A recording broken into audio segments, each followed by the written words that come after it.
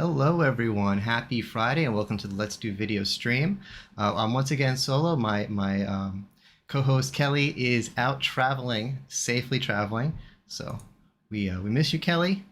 We miss the space where Kelly usually is, and we hope to have her back soon. But we have a great guest. Let's bring in Daryl Hutchings in our executive boardroom. Daryl, can you please Hi, everyone. introduce yourself to our viewers? Yeah, of course. Hi, I'm Daryl Hutchings, the CEO and co-founder of Collaboration Squared, who are the makers of Video Window. Listen, I met you. I've known you for years. You're a video vet, as am I, and it's been shift after shift after shift. We were into hardware, then we were into cloud, and we're into services.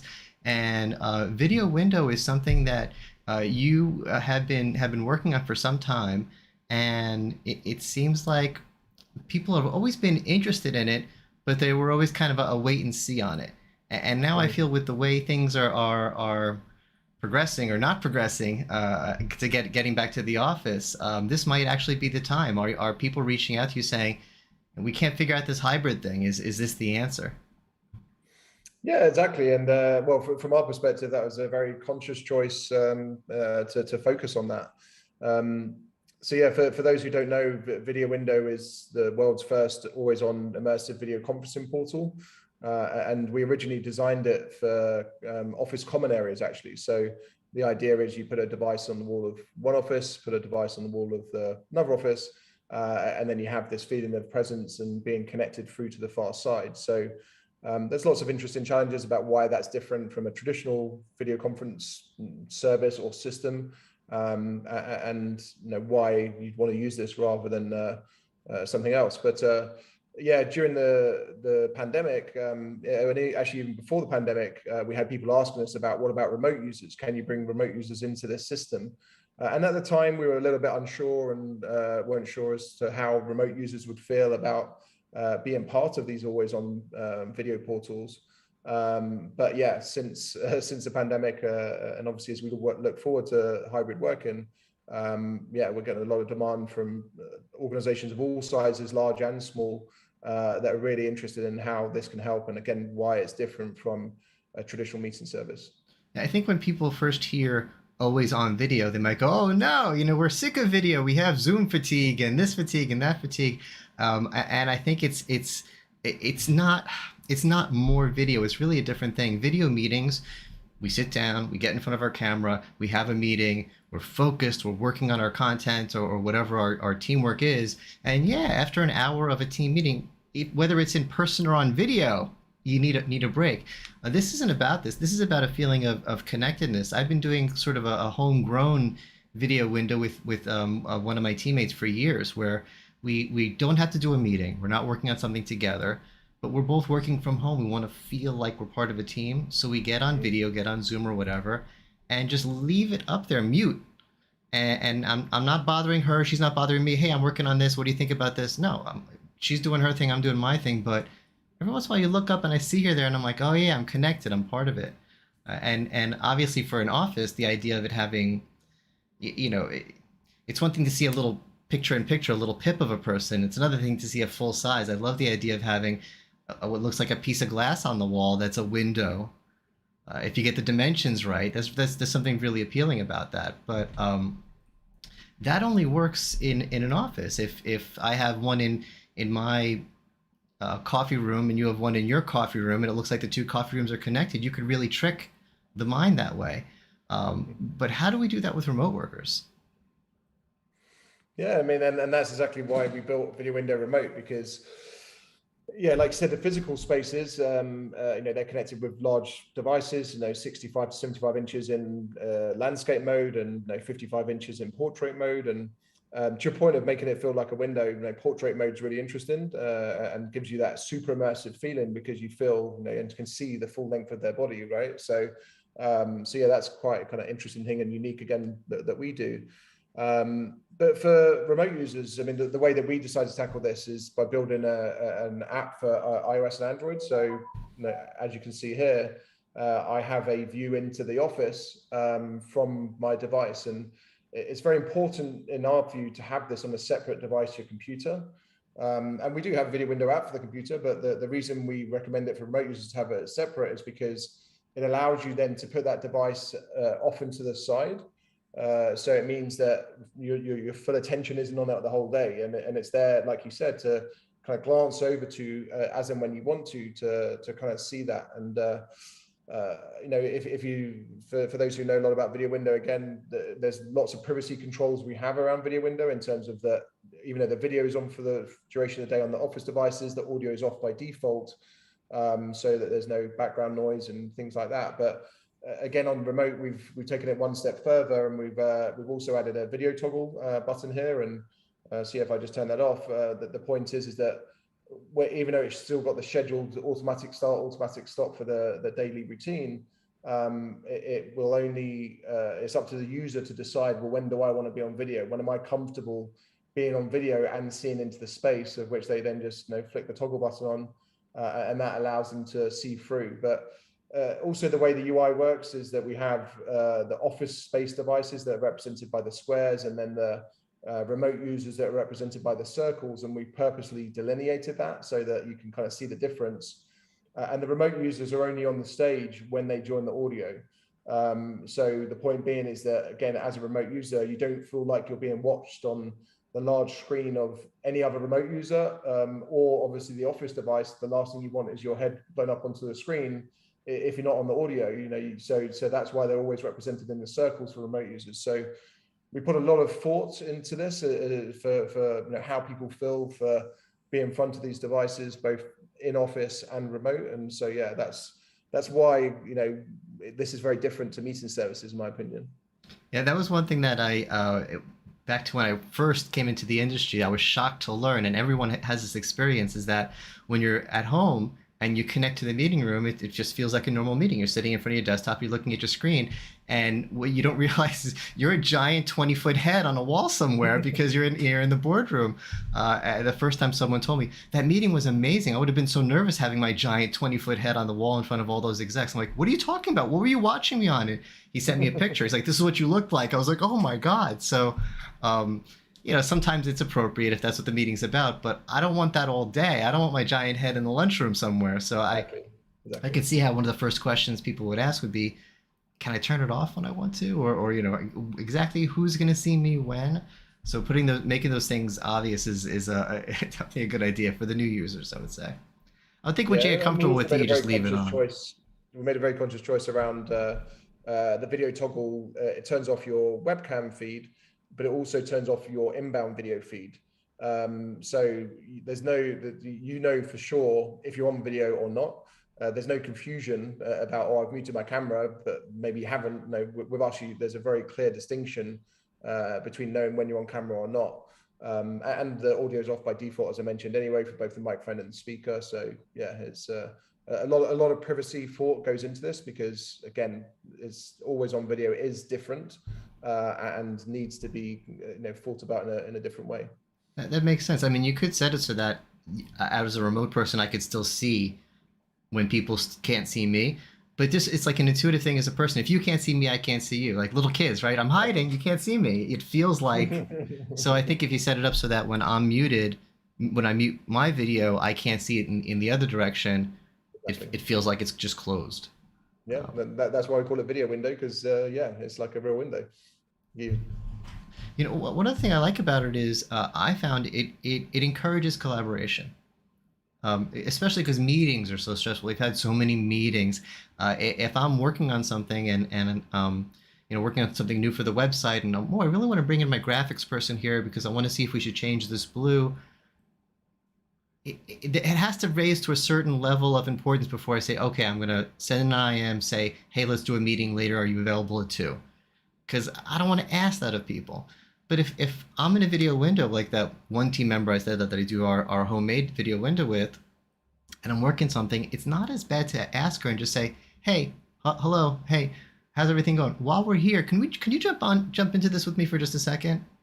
It doesn't feel like such a big ask. So I found that when I do the video window concept, I have more spontaneous ad hoc collaboration sessions and things get done more.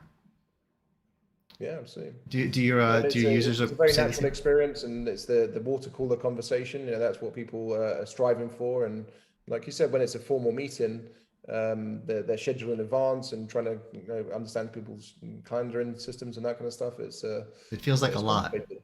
Yeah, yeah, yeah. Whereas this is very much ad hoc, and obviously it's your team that you're connected to on these systems, so you can have those kind of conversational pieces and jump in as and when you need to. I remember you demoing an earlier version of this to me before the pandemic, the last trade show I was attended, or maybe the last one you attended as well. And did it have a feature where I could knock on the? See, that's Yeah. cool. That's intuitive because again, it's making a call. It seems like an ask. It seems like a thing. Bringing up a menu and hitting that green button, starting call. This is going to Hmm. beep at someone. They're going to see it. It doesn't seem like it doesn't seem socially awkward if I'm looking at you to knock and say, "Hey, hi, hello." While you're here, can I ask you a question? It seems so natural. I'm wondering if people get that because it's so natural that I'm wondering if are they afraid to knock on it? This is technology, or do people get that right away? Yeah, it's a very natural experience. Again, everything that we think about a collaboration squared is how can we improve human interaction and human connection. That's really our goal as a business. And yeah, so all the thoughts that we put into the products we build are around that. And yeah, again, when it came to the scenario of, again, our audio is off by default, don't forget, so both the microphone and the speaker are off on each of the devices locally. So if I want to get your attention, how do I do that? Because I can't actually just unmute and shout at you, because your audio is off at that point in time. So that's why we built the knock feature. So you can select anyone and then you click either the knock button, or obviously if it's touchscreen, you can tap directly on the screen, and then it makes the knocking noise on the local device, and then knocked through to the far side. So yeah, they will hear that obviously, and then they can choose to join the audio and then interact with you in a conversation. Um, and a quick important point around that actually is that obviously if there's only two of you, it's not so much of a concern around how the audio behaves, but if you have a large group of either office systems or remote systems, in a traditional video conference, if one person unmutes and has talks to someone else, the entire group of people in that group in that conference will hear them. Whereas for us, as it's opt-in audio, only the devices and people that have actually joined the audio will hear each other. So other people can see you having a conversation, but they can't hear you. So it allows you to kind of have that semi-private, quick conversation. And if someone feels they want to join into that, then they can click join audio and be part of that. But what it means is that you're not disturbing the rest of the group just because two people want to have a conversation. Right, right. Yeah. So if I'm in a video window, I don't want to say meeting because it's not a meeting, but a video window experience with we have one at the office, the big one at the office, three or four other remote people. I might want to ask someone a quick question. I don't want to I want to bother everyone. Everyone stop working. David has a question. No, no, no. Just a question for Daryl. So I'm able to just like knock selectively, I guess. Exactly right. Yeah, yeah. That's the again one of the very important things that makes us different. And for the audio, I would guess you have to have some sort of advanced noise reduction thing. If this is it being in a common area, um, I'm just imagining opening the audio in my video window and hearing crowds and people walking, and if someone's getting their coffee and opening up the fridge, and everyone's yelling at each other, and it's like this isn't. Do we have some like audio fence technology and those sorts of things? So we don't have it on our software side, but obviously there's echo cancellation and noise block technology to a certain extent built into the software, but it's more the hardware side. So if the traditional cameras that people use in the office spaces are things like Logitech Meetup or Poly P15, or if it's Cisco, the Room USB or Room Kit Mini. So those microphones and the microarrays in those devices have only a certain range, which is generally closer to the display, which is obviously good for us in our use case. And again, they have their own noise block technology in those hardware items. It's funny. It seems like the hardware side and the software side are both rushing to, well, not rushing, but doing a great job, I should say, of coming up with these noise reduction technologies. At this point, I think my microphone automatically does it, but Zoom also does it. I'm on Zoom with you, and I think I have software in the middle. I think I have NVIDIA software. My graphics card somehow does something to reduce noise. So it's software, it's hardware, it's everything. But yeah, the result is we have a lot better audio experiences, which definitely for something like a video window, especially the original video window concept where it feels like I could just step through and be in the other room. Hmm. Audio is just so important. Yeah, absolutely agree. So anything else? If anyone's stopping by or watching this recorded and is curious about the whole video window concept, anything that I forgot to ask and we should let them know? For myself. Yeah. Oh, Anything sorry. else anything else you'd like to share with Sorry, our I thought you were viewers asking that the I. audience. My apologies. Yeah, I mean, again, for us, in terms of always on video portals, I feel like we're one of the disruptors in the space, and again, we put a lot of thought into this, and it is very different from meeting services and kind of niche, but I believe it's going to become quite mainstream, which is exciting. So we're super interested in the future of hybrid working, remote working, but yeah, lots of other interesting use cases around this, like front desk scenarios and concierge. And again, we think of this not about video conferencing, but extending physical space. That's really the kind of concept that we're trying to get through here. So yeah, it's a very exciting time. And from our perspective for hybrid working as well, I don't know if you saw in the recent press release we did for the video window remote launch, but we're actually giving away the video window remote software for free, which as a software company, someone may ask, well, why would you do that? But for us, we believe very much in the mental health benefits that hybrid work is going to provide and required for these remote workers, because they've all been isolated for over 2 years. Some are going back to the office, some are not. Some are going in different stages, but yeah, we feel that the remote user having that ability to connect into those physical spaces is extremely important. So yeah, from our perspective, we decided, okay, well, we're going to give away the remote licenses for free, and then we're only going to charge for the office side devices. So Nice.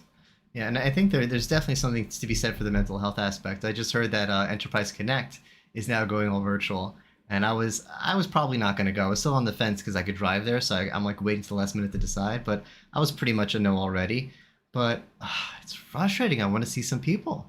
It's been going on a long time, and it looks like it might go on longer. And we're looking for ways to connect and not feel so isolated. And it looks like video window might be an answer for a lot of people who because the answer is not more meetings. I love the meetings. If it wasn't for the video meetings, we wouldn't have survived this whole thing.